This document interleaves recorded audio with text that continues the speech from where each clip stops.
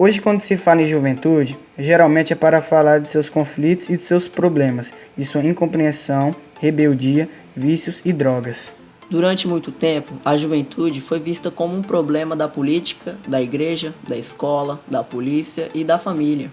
Existem algumas manifestações juvenis, como os punks, carecas do subúrbio, emos, roqueiros, skatistas, indígenas e os funkeiros, entre tantos outros. Mas todos eles manifestam sua cultura e um gosto específico.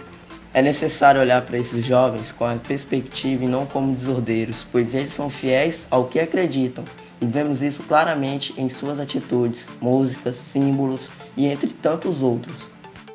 E agora vamos mostrar algumas entrevistas que fizemos com alguns adultos que administram projetos juvenis e o que eles acham do jovem na sociedade.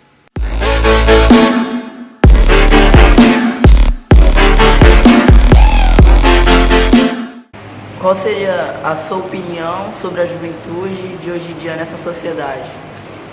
Então, a juventude ela é primordial para a humanidade, porque todo adulto passou pela sua idade de jovens. Então, os jovens em si, até eu escuto muito muitas pessoas falando sobre o jovem é o futuro, o jovem é o futuro, mas muitas vezes nos entristece quando a gente vê que, na prática, esse jovem não é incentivado para realmente ser esse futuro. Então, a juventude em si ela é primordial, inclusive trabalho como esse são trabalho importante. Eu gostaria até de parabenizar a professora, porque geralmente o jovem é visto como estigma, ele é estigmatizado, né? E muitas vezes até eu escuto o pessoal falando, 16 anos o jovem já vota, ainda bem que vota. Porque sendo assim, o jovem já pode votar numa pessoa que representa ele. Já pensou se ele não votasse? Então ele já é estigmatizado. E se ainda ele não tem o direito de votar com 16 anos, ele vai ser mais estigmatizado ainda. Agora, sempre o que eu cobro é dos adultos. Porque a juventude em si, eu quando era jovem, por exemplo, tinha 16, 15, 14 anos, eu não tinha esse pensamento que eu tenho hoje. Então, o que eu sempre falo é que se o jovem é o futuro, de fato tem que ter orçamentos públicos para incentivar o jovem a ser de fato esse futuro. Não só verbalmente, oralmente ele tem que ser o futuro, mas na prática, de fato, ele tem que ser incentivado para ser o futuro. Girlão, já que o jovem é o futuro, você acha que aqui em Peixoto de Azevedo o jovem é oprimido? Na verdade, não só em Peixoto de Azevedo, como no nível Brasil. Qualquer cidade que você for no território nacional, poucas cidades, eu não vou generalizar, mas poucas cidades de fato tem esse incentivo para os jovens. Que eu costumo dizer que o jovem, na verdade, ele tem que ser provocado a pensar, como vocês hoje estão fazendo aqui, né? O jovem não pode ser provocado a obedecer, ele tem que ser provocado a pensar, ele tem que ser livre para pensar. E quando ele pensa, se você for pegar o jovem na sua magnitude, o jovem, uns quer ser skatista, outros quer ser dançarino, outros quer ser tocador de violão, outros quer ser médico, outros quer ser policial. Então, assim, eu acho que o jovem em si, ele tem que ser, no caso, educado, né? Mas ele não pode ser oprimido, como você está falando, né? Em Peixoto de Azevedo, infelizmente, nós somos uma cidade, historicamente, né? Uma cidade que veio a partir de pessoas que veio do Nordeste para buscar, né, o ouro, vamos falar assim, né? E isso foi fazendo com que nossa cidade seja uma cidade, hoje uma cidade, vamos falar, não carente, uma cidade ela é potente, porém o jovem em si ele é colocado de lado, né? O jovem, eu costumo sempre falar, eu sou uma pessoa que sempre defendo o jovem, em todos os sentidos, porque eu vejo isso, quando se trata em mexer com o jovem, as pessoas se colocam de lado. Por exemplo, vou dar um exemplo, se nós fazemos uma reunião política aqui, por exemplo, com vários tipos de pessoas, inclusive os jovens, os adultos vão começar a cobrar posto de saúde, hospital, vão cobrar saneamento básico, asfalto. Aí se o jovem cobrar uma pista de skate, todo mundo, não, isso não é prioridade. Não que o hospital não seja prioridade, não que o posto de saúde não seja prioridade. O que eu quero dizer é que a opressão que você está falando é isso. O jovem ele não tem voz. Quando ele fala, eu quero a pista de skate, o adulto mesmo vai dizer, não, o posto de saúde é mais importante. O asfalto é mais importante. É importante sim, só que o jovem tem que ser priorizado também. Então quando você fala em opressão, ele é oprimido dessa forma, ele não tem voz nem vez. Então, isso primeiro você tem que fazer uma roda de adulto e começar a reivindicar os seus direitos. Se tiver um adulto, o direito do adulto vai ser mais privilegiado do que o seu. Então, o jovem é sim oprimido na nossa cidade. E qual seria a importância do adulto na vida jovem? Essa pergunta é bacana. Sempre eu falo, aonde eu vou e eu passo, sempre eu falo isso. As pessoas começam a apontar o jovem como estigma. Eu falo que os jovens vão ser carisma. Eles apontam o jovem como dificuldade. Eu falo, poxa, o jovem é uma grande oportunidade de nós mudar alguma coisa. Então, o adulto, ele que tem que ter esse olhar. Porque o adulto, ele já passou por várias fases da vida e ele já passou por ser jovem também. Então, o adulto, ele tem uma responsabilidade sobre o jovem. É o adulto que tem que pensar dessa forma, de contribuir com o jovem. Porque o jovem em si, ele está vivendo por uma fase, pela sua puberdade, passando por uma transformação que ele precisa de ajuda. Ele precisa de auxílio. Então, o adulto, ele tem uma importância muito grande na vida do jovem, em seu direcionamento. Tanto suas famílias, como também os professores, como as pessoas adultas que o rodeiam. É importante demais, só a educação vai salvar. Né? Então o adulto em si, ele tem uma importância muito grande na vida do jovem, que é ele que vai fazer o direcionamento da vida desse jovem. E qual seria esse tipo de ajuda na vida jovem? Qual seria esse tipo de ajuda? Qual seria essa ajuda? A primeira ajuda, eu acredito que ela tem que vir do entendimento governamental.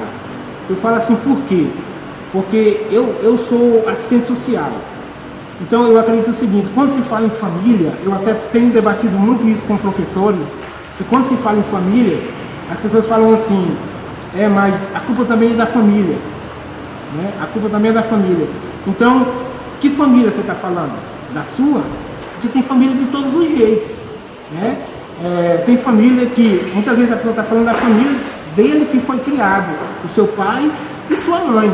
Mas tem muitos jovens que não tem pai, ou não tem mãe, ou mora com os avós, ou mora com os tios.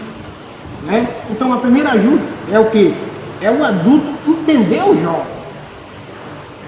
O adulto, ele tem que compreender o jovem. E quando eu falo governamental, é o próprio Estado fazer com que esse entendimento, fazer conferências, fazer políticas públicas voltadas para o jovem, a partir do entendimento do jovem.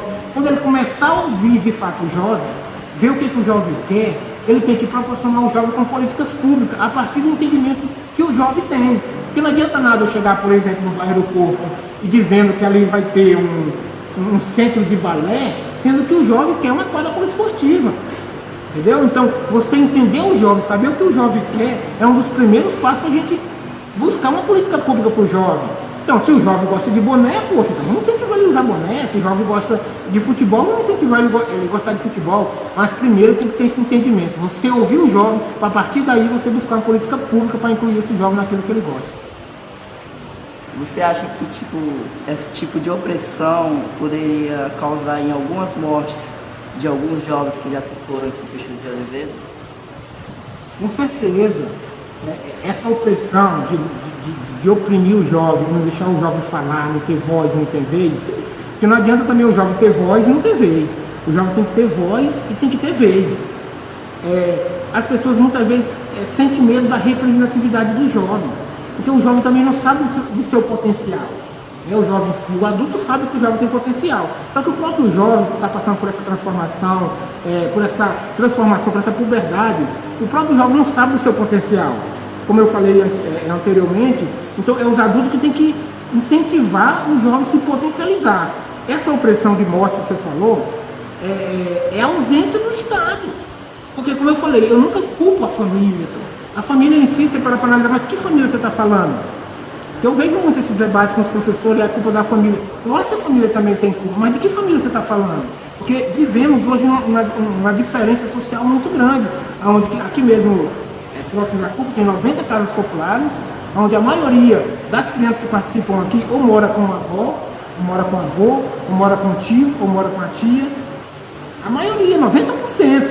Então, esses avós estão preparados, de fato, para criar seus filhos, seus netos? E aí, de que pai que o professor está falando? De que pais que está falando? Que responsável que ele está falando? Não é o responsável, mas tá. Mas você acha que o responsável criaria seu filho assim como você cria? Né? O responsável que você está falando, que cuida da criança, será se ele criaria o seu filho que você está falando, da forma que você criaria? Então calma aí, pessoal. Eu acho que o professor em si, ele está sozinho nessa luta. Aí sim, eu acho que é necessário mais uma rede de pessoas, uma rede de psicólogo, de assistente social, de conselho tutelar, de polícia militar, uma rede de pessoas, cada um na sua área, para contribuir para essa não mortalidade dos jovens. Porque o jovem em si, muitas vezes nós temos uma guerra civil que nós se matamos entre nós mesmos. E o culpado, de fato, que era para estar fazendo parte, presente na vida do jovem, está ausente, que muitas vezes é o Estado. A maioria das vezes é o Estado. Porque se o Estado recolhe os nossos impostos, ele tem que transformar esses impostos em políticas públicas. E uma das políticas públicas para ser atendida são os jovens. Então, existe uma guerra civil do jovem contra os jovens no meio das drogas, mas por falta dessa política pública. Porque como é que você vai cobrar educação de um lugar que não tem? Como é que você vai cobrar a cultura de uma criança se ele não tem cultura, se não for incentivado a ter cultura? Como você cobrar a educação de uma pessoa se a pessoa não tem educação, não foi educada? O Estado não chegou? Então eu culpo o Estado sim. E pouco das famílias, porque as famílias daqui, elas precisam de auxílio, de ajuda também. Como eu falei, o professor está só nessa luta, a maioria das vezes, o professor é assistente social, o professor é psicólogo, não é verdade? Professor, e aí você não está nem preparado para isso, está preparado para dar aula dele. Então eu acho que o jovem está tendo uma guerra civil entre os jovens, o jovem é prejudicado com isso, porque nós se matamos entre si, eles se matam entre si, e quem de fato poderia estar ajudando o jovem, que é o Estado, muitas vezes não está nem fazendo essas audiências públicas para ouvir o jovem. Seu Gerlan, qual é o objetivo da CUFA e o que ela traz de bem do jovem Peixoto de Azevedo? Então, a CUFA, a logomarca da CUFA, ela significa Central Única das Favelas. A CUFA ela está já em Peixoto aqui há 10 anos aproximadamente.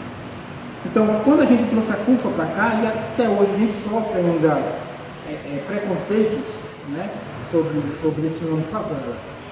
Quando a gente está debatendo aqui sobre a juventude, eu também já fui jovem, né, e a gente andando em outras cidades, a gente conheceu a CUFA. Por que a gente trouxe a CUFA para cá? Porque ela se identificou com esse trabalho da periferia e esse trabalho dos jovens.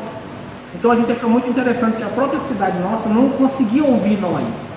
Então foi nessas idas nossas de participar de festival de canto, de dança fora, que a gente descobriu a CUFA. E a CUFA se identificava muito com a juventude aqui de Peixoto na época.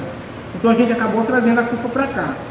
A CUFA, na verdade, ela é uma agenda positiva para a comunidade.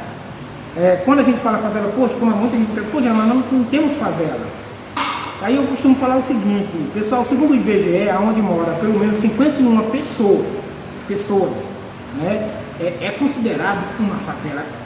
51 pessoas sem asfalto, sem saneamento básico, sem quadra poliesportiva, sem postinho de saúde, é considerado uma favela. Segundo o IBGE, então o IBGE está mentindo.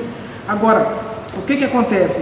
A maioria das pessoas não quer se identificar como favela, justamente porque favela, quando a gente imagina favela, é Rio de Janeiro, um monte de barraco, onde a polícia vai, dá tiro e tal. E a gente não, a gente assume esse nome, porque a gente assume, porque nesse território existem pessoas de bem, existem pessoas, inclusive com talentos, jovens com talentos, né? Mas muitas vezes é estigmatizado porque existe também o preconceito da droga, da criminalidade.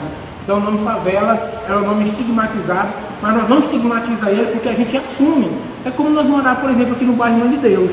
Pô, Mãe de Deus é lugar de bandido, lugar de favela, lugar... Não, muito pelo contrário, a gente assume que é do Mãe de Deus. Porque se a gente esconder, a gente entende o seguinte, então tudo bem, vamos mudar o nome, Central Única das Famílias. Nós costumamos falar, chama da forma que você quiser. Porque não é a nomenclatura que vai mudar o nosso problema social, não é o nome. Então você pode chamar favela, viela, bairro, comunidade, o que você chamar, o importante é o Estado enxergar que aqui nós não temos asfalto, aqui nós não temos saneamento básico, não temos quadra poliesportiva, não temos acesso às políticas públicas do Estado. Então não é o nome favela que vai mudar ou desmudar, então tudo bem, vamos colocar a Central Única das Famílias, vai mudar alguma coisa, o bairro, a história, o problema social, a falta da quadra poliesportiva, vai mudar? Então nós assumimos esse nome favela, né? E a gente entende que a CUFA é uma agenda positiva. Falei um pouco da CUFA, Então, falando aqui sobre o nosso trabalho internamente, tudo não caiu do céu para nós, assim, nada caiu do céu. Nós dançávamos hip hop, e aí sempre a gente queria fazer alguma coisa. E a gente entendeu que ninguém dava espaço para nós. Aí nós entendemos o seguinte: está na hora de nós criar o nosso espaço, né? Fazer a nossa própria cultura, incentivar nós mesmos. Então foi a época que a gente foi na prefeitura, a gente conseguiu esse espaço, então o espaço estava todo danificado. E a gente começou, a gente mesmo pintar, a gente colocou fazer grafite, arrumar mais o espaço, tem muita coisa para arrumar. E aí foi ganhando corpo com isso, quando nós mesmos começamos a se mobilizar entre si. Depois veio a questão burocrática, a questão do CNPJ, né? E aí a gente foi entendendo o que é isso. O que é isso? A gente quer aprender. Então a gente não sabia elaborar um ofício, por exemplo. Porque o adulto é o seguinte, ele costuma fazer o seguinte: ó, vocês querem um lugar para dançar, vocês têm que fazer um ofício. Mas como assim? Ninguém me ensinou a fazer ofício. Eu não sei fazer ofício. Ninguém me ensinou. O que é isso? Você tem que pedir para alguém, se alguém vai rejeitar você.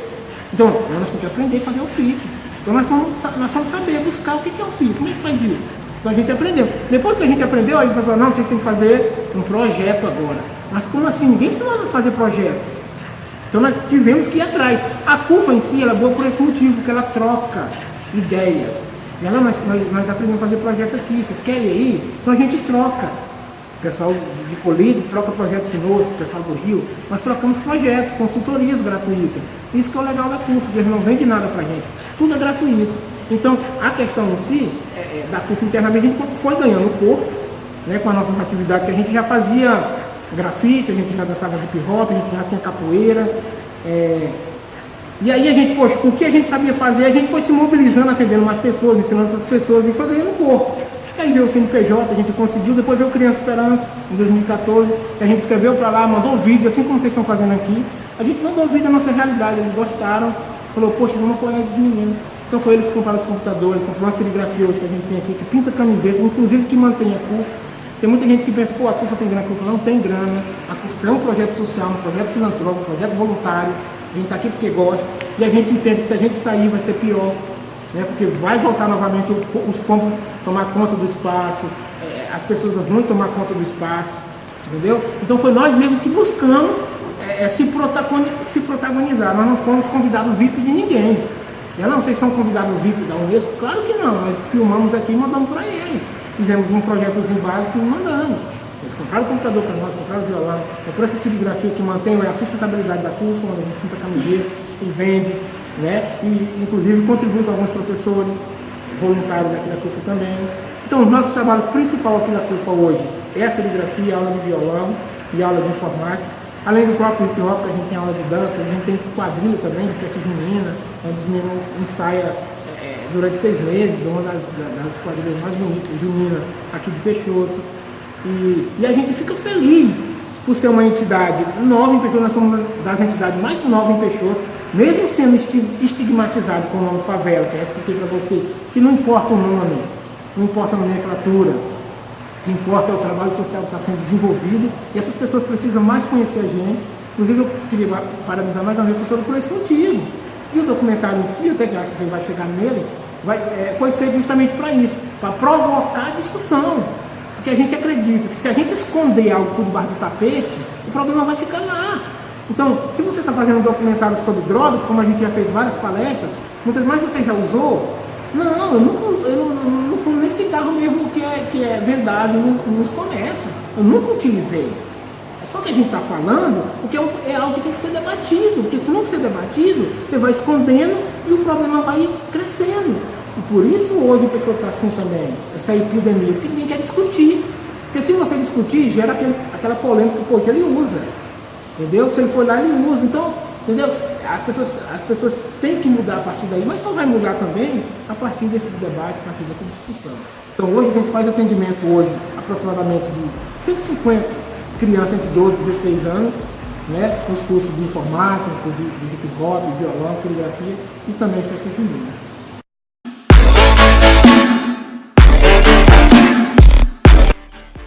E agora vamos mostrar algumas entrevistas de alguns estudantes falando o que realmente precisam na cidade e o que eles fazem nas horas vagas em Peixoto de Azevedo.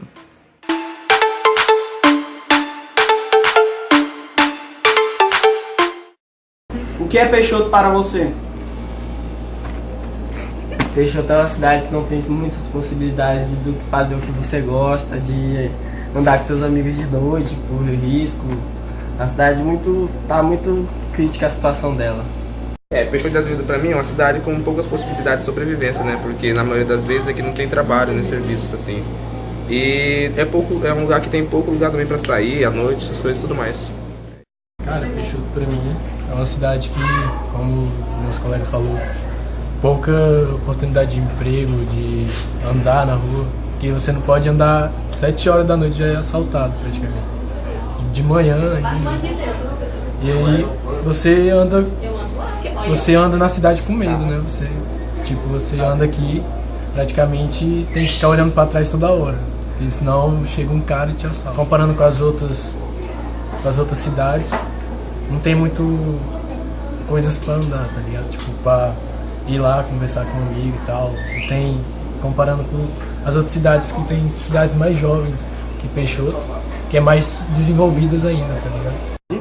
O que você faz nas horas vagas em Peixoto? Ah, cara, eu tento me divertir, eu tento sair pra rua com meus amigos, vou pra rio, vou caçar alguma coisa pra fazer. De vez em quando bebo, tomo matérias, faço um monte de coisa, ando de moto. É isso aí, cara. Tanto noite quanto dia, assim, à Noite tarde. quanto dia? De manhã eu vou à escola, à tarde projetos, faço projetos todos os dias. Isso à noite. Eu no final de semana, eu só vou na igreja mesmo. O que poderia ser melhor para os jovens em Peixoto? Cara, eles poderiam fazer coisas de lazer, né? Os jovens andar com seus amigos assim e tal. E também tem muita coisa que tem que fazer para jovens em outras cidades e na nossa não tem, tipo pista de skate para andar, ter lugares, eventos assim para ir, ter casa de festas apropriadas, né? E também ter mais diversão para os jovens, essas coisas. Porque, tipo, aqui só tem o clube e a praça, né? E a Odinha. E a Real. E a Real. E aí é coisa que... E aí os caras vão lá só pra beber, pra ficar doidão. Então, tipo, seria melhor umas coisas... Seria melhor umas coisas pra... Tipo, pra você se divertir sem precisar fumar, sem precisar beber e tal. Tipo, pra se divertir com os amigos. Tipo assim, tinha que ter mais coisas pra ter divertimento, porque aqui não tem muitas coisas, né? Além que aqui só tem coisas de bebedeira, tinha que ter umas coisas pra extrovertimento com os jovens, tipo assim, ter lugares mais apropriados pra ficar, tipo, com os amigos, porque agora, como a cidade tá muito violenta, não tem nem como ficar em frente de casa, né? Eu só acho que tinha que ter mais estrutura, assim, pra jovens, tipo, como meu amigo falou, coisa de skate, um lugar que podemos sentar e ficar de boa. Um lugar privado. Também quero isso aí. Bem, poderia ter mais segurança, como é que eu vou dizer?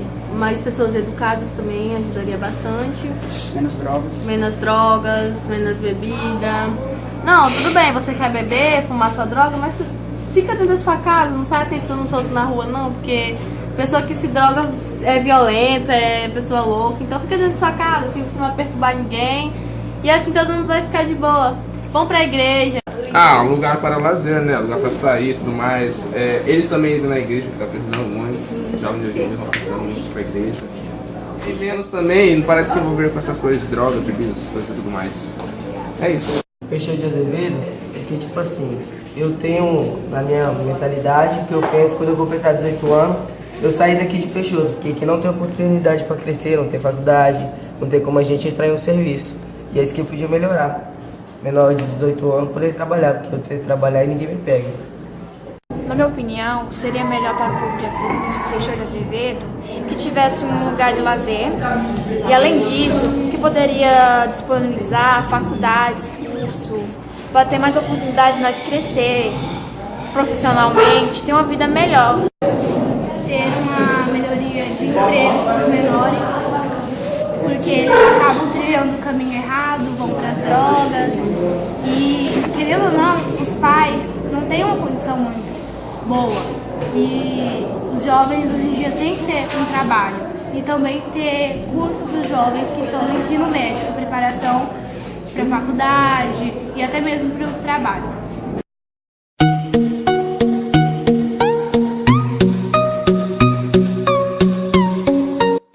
nós iremos mostrar algumas entrevistas com o Coronel Gildásio Alves da Silva, que administra um dos projetos mais importantes de Peixoto de Azevedo, que é o projeto Luz da Manhã, que tem como objetivo a disciplina juvenil.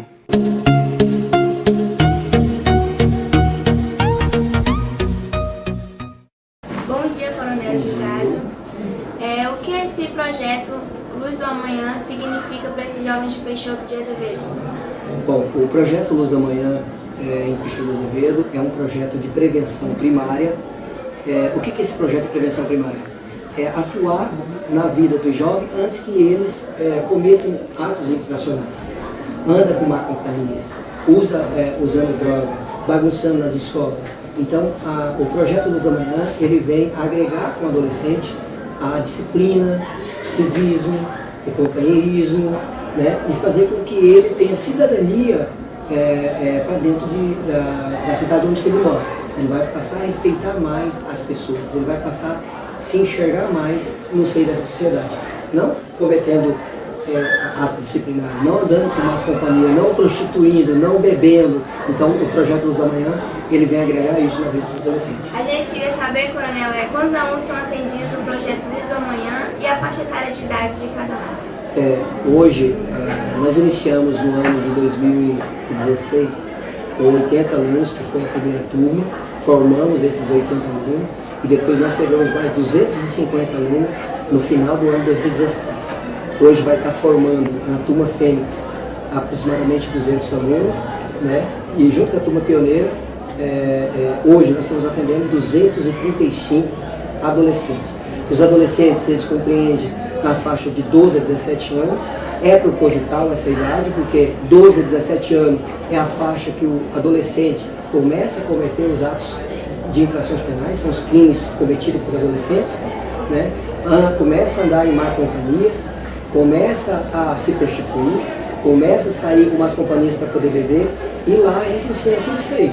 A resistência à droga, né? Eles começam a compreender a essas diversões convidadas por pessoas regradas a bebida, que não vai levar a nada. Então nós estruturamos eles para eles terem essa consciência dentro dessa faixa etária.